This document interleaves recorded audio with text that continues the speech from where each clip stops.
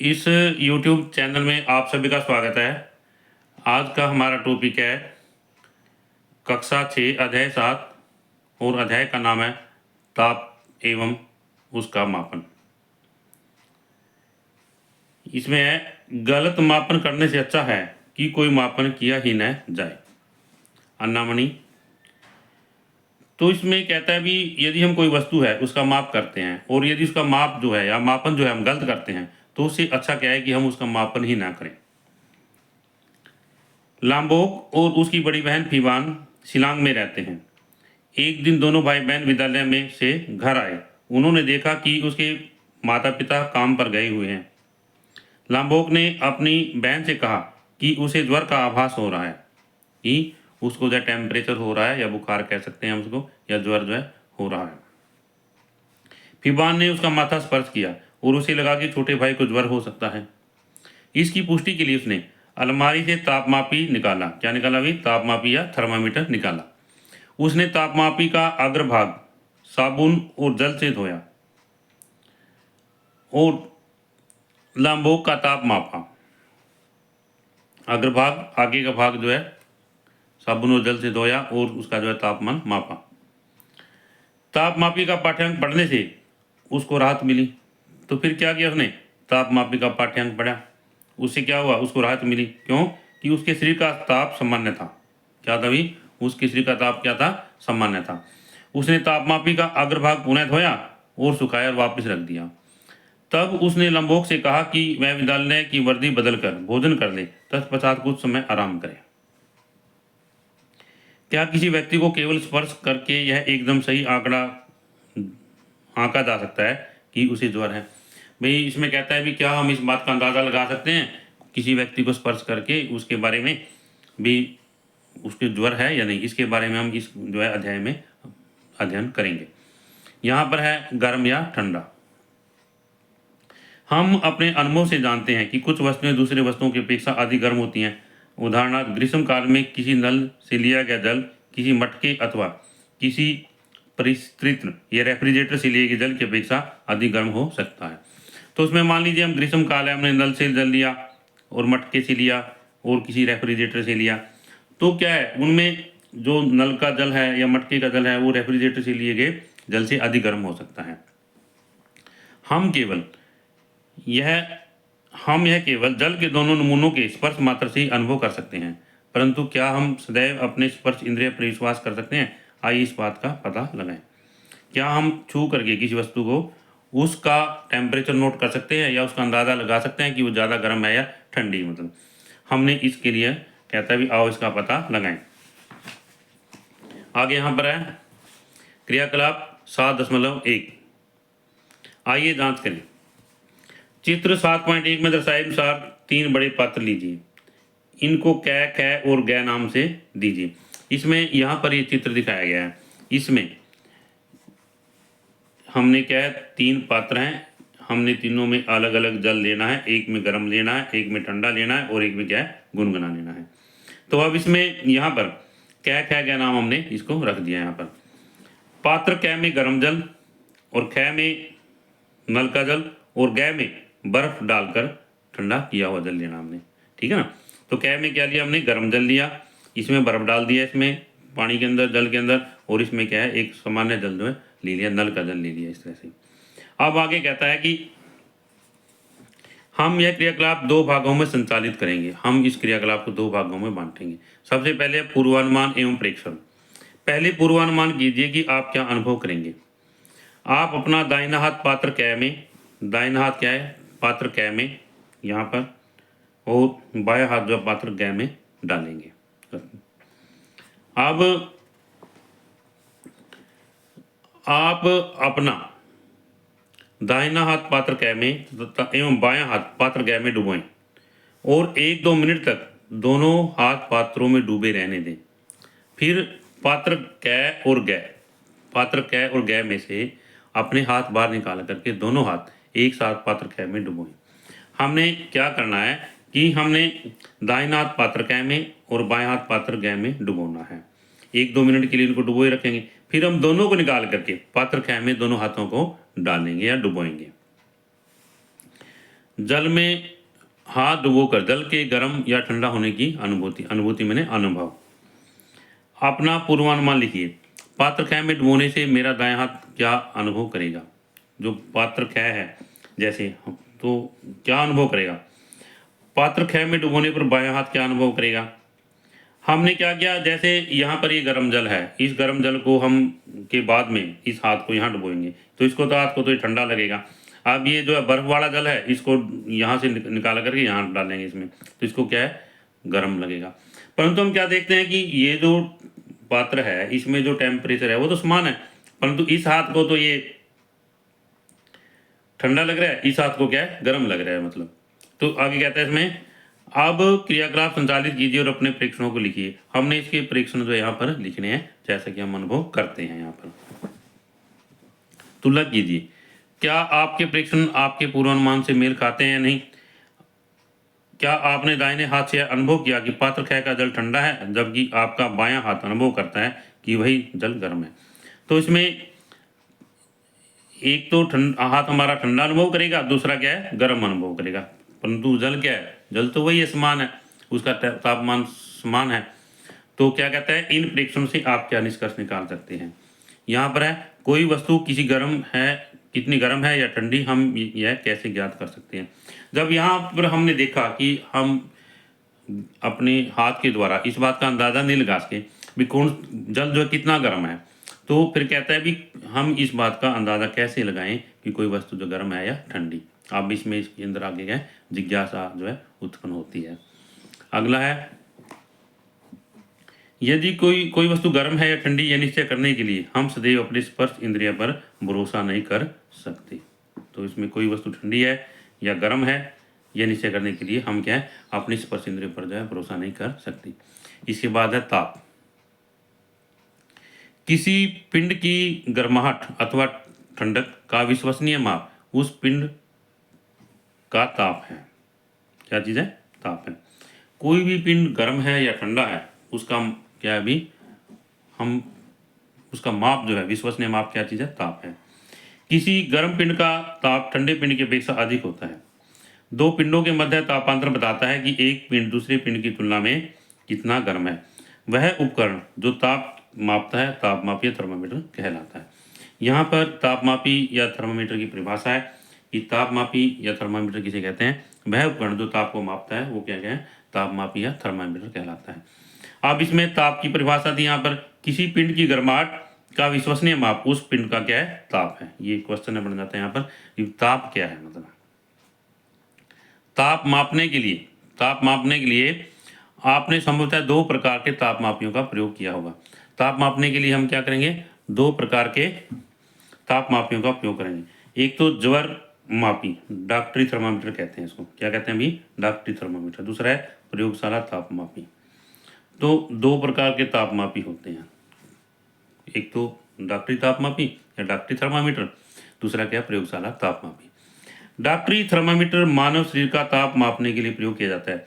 तो इसमें यहाँ पर प्रश्न बन जाता है कि तापमापी कितने प्रकार के होते हैं, दो प्रकार के।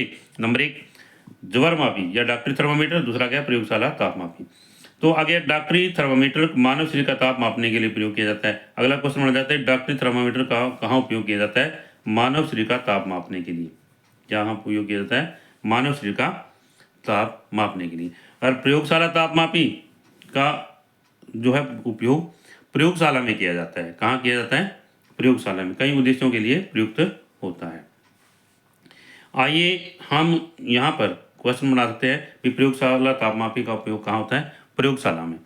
और प्रयोगशाला में क्या है, बहुत सारी जो लिक्विड पदार्थ हैं, तरल पदार्थ हैं, उनका तापमान मापने के लिए प्रयोगशाला तापमापी का उपयोग किया जाता है और बहुत सारे उद्देश्यों के लिए जो है इसका उपयोग किया जाता है। अब हम तापमापियों के विषय में और अधिक सीखते हैं और जानते हैं कि हमें तापमापन के लिए कैसे उपयोग में लाते हैं।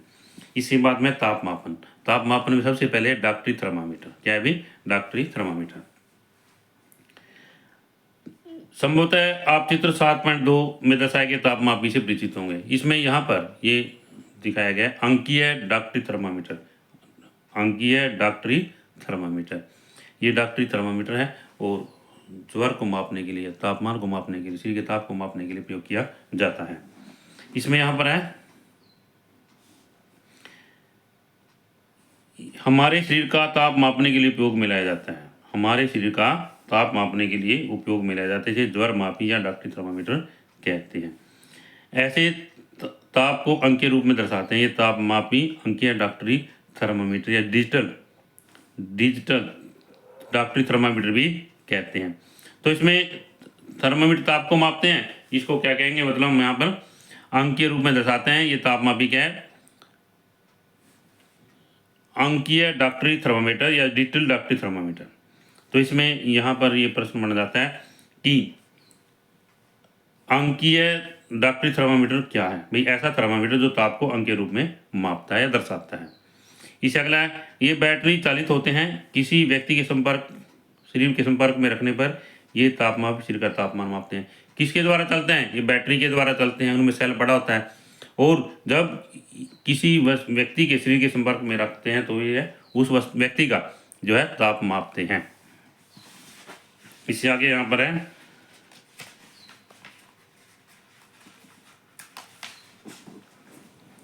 ताप मापने के लिए डॉक्टरी थर्मामीटर में सामान्यतः प्रयोग किए जाने वाले मापक्रम सेल्सियस स्केल हैं। इसका मापक्रम, ताप का मापक्रम डिग्री सेल्सियस है। इसे डिग्री सी द्वारा दर्शाते हैं। तो ताप मापने के लिए किस का उपयोग किया जाता है, सेल्सियस स्केल का। इसका उपयोग किया जाता है भाई सेल्सियस स्केल का, और इसको डिग्री सेल्सियस के द्वारा दर्शाया जाता है। डॉक्टरी थर्मामीटर में सामान्यतः जो है ताप मापने के लिए जो है मापक्रम है सेल्सियस स्केल है, और इसका मात्रक जो है डिग्री सेल्सियस है। प्रारंभ में शरीर का ताप मापने के लिए पारे के तापमापी का प्रयोग किया जाता था। इसका भी पारे का तापमापी, मरकरी थर्मामीटर। लेकिन पारा एक अत्यधिक विषैला पदार्थ है और दुर्घटनावश यदि तापमापी टूट जाता है तो पारे का व्यवस्थित रूप से निपटान करना कठिन होता है। पारा क्या चीज़ है, हानिकारक पदार्थ है, विषैला पदार्थ है, और यदि यह टूट जाता है तो इसको निपटान करना जो है कठिन होता है। अंकीय तापमाप में इस प्रकार का कोई जोखिम नहीं होता और इसके प्रदर्श में संख्या पढ़ना भी सरल होता है। इसलिए पारे वाले थर्मामीटर डिजिटल थर्मामीटर द्वारा प्रतिस्थापित किए जा रहे हैं। इसलिए पारे वाले थर्मामीटर के स्थान पर डिजिटल थर्मामीटर का प्रयोग किया जाने लगा है।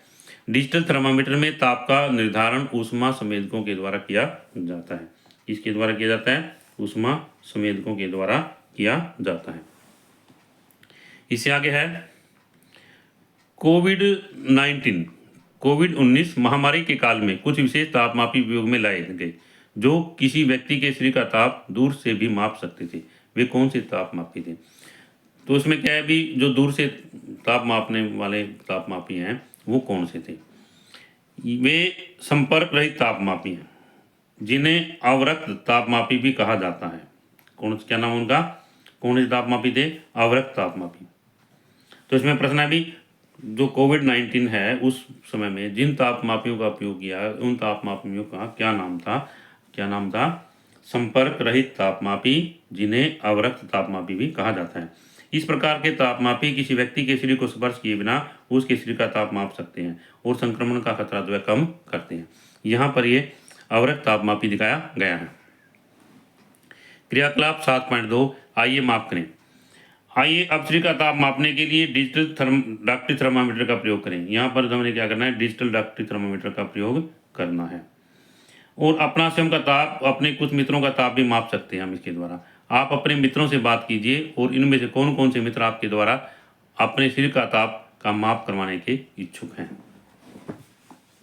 दूसरा है, अपने हाथ और अंक के तापमापी का अग्रभाग टिप और जल से धोइए।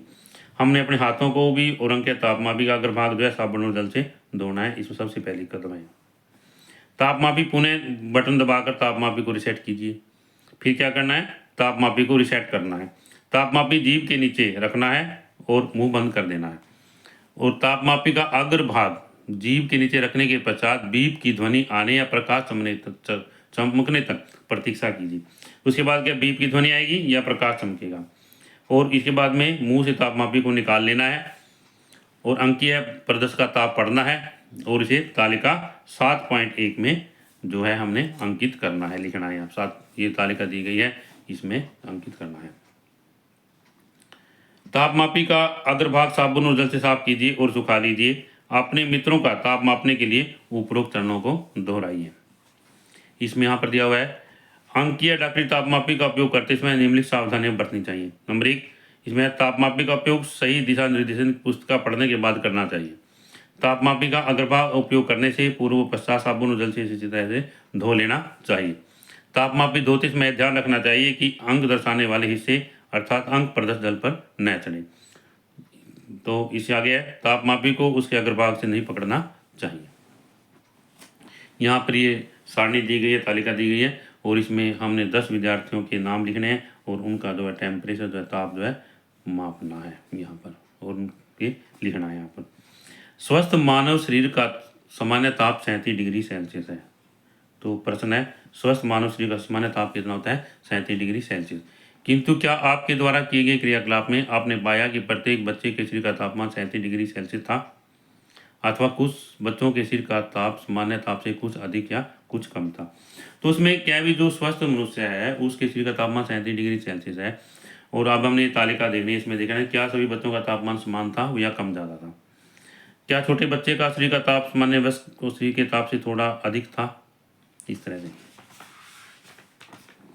आगे इसमें यहाँ पर है, प्रत्येक व्यक्ति का ताप 37 डिग्री सेल्सियस नहीं हो सकता।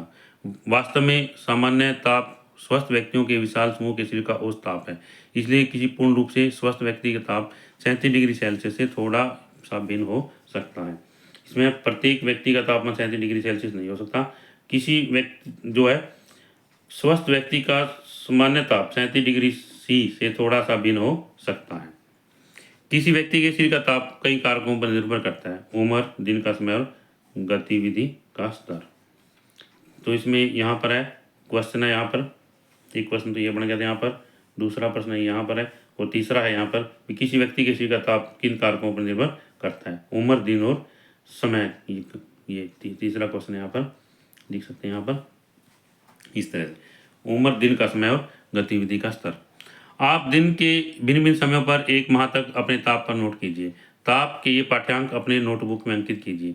एक माह पश्चात अपने शरीर के अंकित ताप का विश्लेषण कीजिए और देखिए कि क्या उसमें कुछ परिवर्तन हुआ है। यदि हाँ तो विचार कीजिए इसका क्या कारण हो सकता है। इससे आगे यहाँ पर है,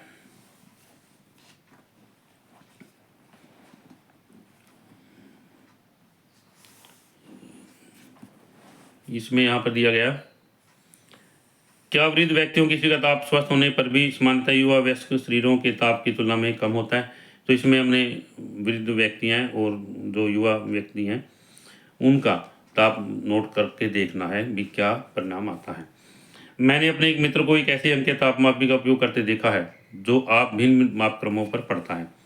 यह स्वस्थ मानव शरीर का सामान्य ताप 98.6 डिग्री फ़ारेनहाइट दर्शाता है। एक ही ताप को व्यक्त करने वाली इस संख्या में अंतर का कारण है। तो इसमें ये फ़ारेनहाइट स्केल है, हमने ऊपर डिग्री सेल्सियस के बारे में पढ़ा था किस तरह से। अब आगे है, मानव शरीर का ताप सामान्यतः 35 डिग्री सी से नीचे और 42 डिग्री सी से ऊपर नहीं जाता। जितना भी 35 डिग्री सी से नीचे और 42 डिग्री से ऊपर नहीं जाता। छोटे बच्चों और वृद्धों के शरीर का ताप मापने के लिए अंकीय तापमापी कांख में भी रखा जा सकता है। तो इसमें प्रश्न है, छोटे बच्चों का ताप कैसे माप सकते हैं? अंकीय तापमापी कांख में रख करके, और उसका क्या प्रभाव पड़ता है कि 0.5 डिग्री सी से 1 डिग्री सी तक जो तापमान है कम हो सकता है।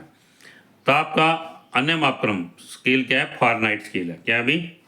फ़ारेनहाइट स्केल है और इसका मात्रक क्या है? डिग्री फ़ारेनहाइट है। क्या चीज़ है? डिग्री फ़ारेनहाइट है और इसे डिग्री एफ के द्वारा दर्शाया जाता है। तो डिग्री सेल्सियस में ताप मापा जाता है 37 डिग्री सेल्सियस और इस पर कितना आता है? 98.6 डिग्री फ़ारेनहाइट के तुल्य है। जो 37 डिग्री सेल्सियस है वो 98.6 डिग्री फ़ारेनहाइट के तुल्य है। अधिकतर वैज्ञानिक अध्ययनों में फ़ारेनहाइट स्केल का उपयोग नहीं किया जाता। तो इसमें यहाँ पर है, बहुत सारे वैज्ञानिक अध्ययन ऐसे हैं जिनमें फ़ारेनहाइट स्केल का उपयोग नहीं किया जाता। वैज्ञानिक कार्य के लिए ताप के एक अन्य स्केल का उपयोग किया जाता है, इसे केल्विन स्केल कहते हैं। तो इसमें एक स्केल और है केल्विन स्केल, और मात्रक क्या है इसका? केल्विन है। के द्वारा दर्शाया जाता है, ताप का एसआई मात्रक केल्विन है। तो इस तरह से एक तो डिग्री सेल्सियस होगी, एक फ़ारेनहाइट होगी और केल्विन स्केल, 3 स्केल होगी हमारे पास में ताप को मापने के लिए। तीनों ही ताप मापक्रमों के नाम उन्हें विकसित करने वाले वैज्ञानिकों सेल्सियस, फ़ारेनहाइट और केल्विन के नाम पर रखे गए हैं। इन स्केल के नाम किसके नाम पर रखे गए हैं? उन्हें विकसित करने वाले वैज्ञानिकों के नाम पर। ये प्रश्न है यहाँ पर भी, डिग्री ये सेल्सियस, फ़ारेनहाइट और केल्विन जो है नाम किसके आधार पर रखे गए? ताप मापक्रमों के नाम क्या है? उन्हें विकसित करने वाले वैज्ञानिकों के नाम के आधार पर ताप मापक्रमों के ये नाम वैज्ञानिकों के सम्मान में दिए गए हैं। हम सेल्सियस स्केल का ताप केल्विन स्केल में निम्न परिवर्तित कर सकते हैं। जो सेल्सियस स्केल है उसको हम केल्विन स्केल में बदलना है, तो कैसे परिवर्तित करेंगे? जो सेल्सियस स्केल का तापमान है उसमें 273.15 जोड़ देंगे। जैसे मान लीजिए 37 डिग्री सी है स्वस्थ मनुष्य का तापमान, 37 डिग्री सी में 37 में 273.15 जोड़ देंगे तो यह केल्विन स्केल में बदल जाएगा। किस में बदल जाएगा? केल्विन स्केल में बदल जाएगा। जैसे पानी है 100 डिग्री सेल्सियस पर उबलता है, तो 100 डिग्री सेल्सियस जो है 273.15 जोड़ देंगे उसमें, तो पानी का जो है जल है उसका जो है उबलने का तापमान आ जाएगा 373.15 केल्विन स्केल के।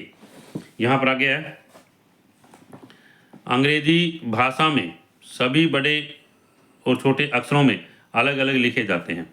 जब हम सेल्सियस स्केल, फ़ारेनहाइट स्केल एवं केल्विन स्केल अंग्रेजी में लिखते हैं तो इनके नाम बड़े अक्षर में लिखकर प्रारंभ किए जाते हैं। ताप मात्रकों के नामों से डिग्री तो छोटे अक्षरों में लिखा जाता है, लेकिन सेल्सियस और फ़ारेनहाइट बड़े अक्षर से प्रारंभ किए जाते हैं, किंतु केल्विन मात्रक में केल्विन छोटे अक्षर से शुरू किया जाता है। ताप के इस मात्रकों के संकेत डिग्री सी, डिग्री एफ और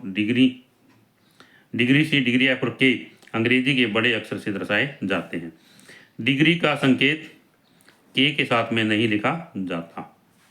वाक्य के अंत के अलावा अन्य संकेतों के बाद कहीं भी बिंदु नहीं लगाया जाता। ताप के विषय में लिखते समय अंकी की संख्या और मात्रक के मध्य सदैव एक रिक्त स्थान छोड़ दिया जाता है।